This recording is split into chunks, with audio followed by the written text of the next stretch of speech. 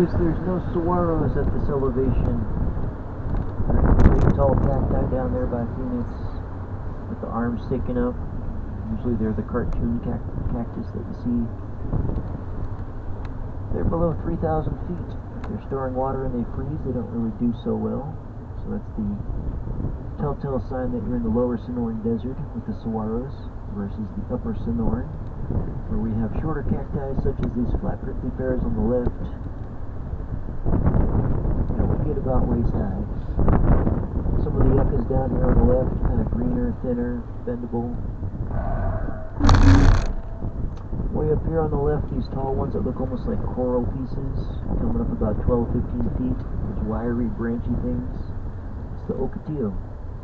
Looks like a cactus, but it actually has leaves on there. At some point in the year, it'll leaf out, and therefore it's related to the candlewood family. Even though for 10 months out of the year it looks like a thorny coral piece coming up from the ocean. Pretty weird. And we do have some agaves out here as well, but no saguaros. Even the trees, these are a couple hundred years old. They don't get too tall, too thick, because we only get about 17 inches of rain on average at this elevation. You can see some of these twisted up juniper trees on the left. Kind of shorter, wider, bushier. And then the tallest tree on the left here has some bigger needles. That's where you get your pine nuts from. It's the pinyon pine tree. I'd say it's about 20-30% pinyon pine trees, the rest junipers right now. At least right here on this road. You go to Flagstaff, there's big, huge ponderosa pine trees over 200 feet tall. There's aspens, there's black bear, there's elk. Down here, pretty much bobcats, mountain lions, foxes, coyotes. But usually I'm seeing the whitetail, the mule deer, and the javelinas. You'll have a better chance of seeing stuff if you're walking along Oak Creek, because 2/3 of all the animals are found within a half a mile of Clifton Lake.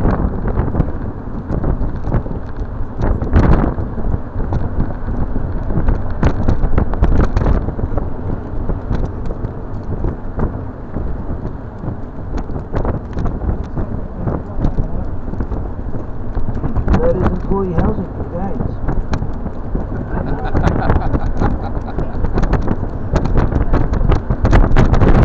Or maybe it's a private residence of somebody who's a sculpture artist as well as an architect. I guess they bought the whole entire red cliff here. And you'll notice there's a little circle on the right. Watch what happens here as we get closer.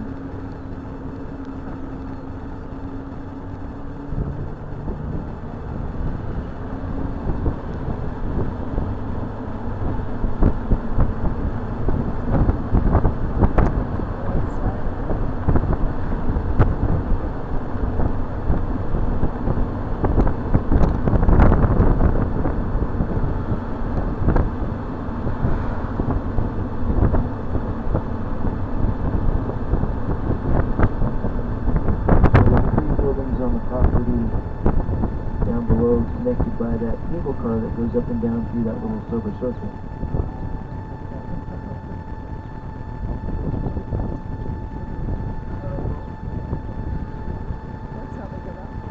Yeah, so a pretty bad place for trick-or-treating. Not a good place for Christmas caroling.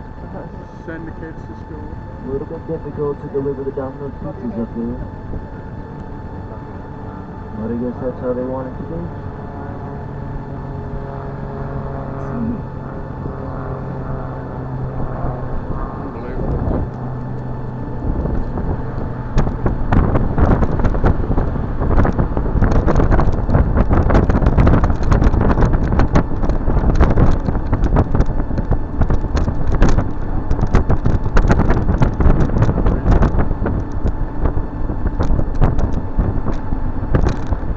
Keep in mind here that Arizona is a relatively young state when it comes to history, at least for U.S. history.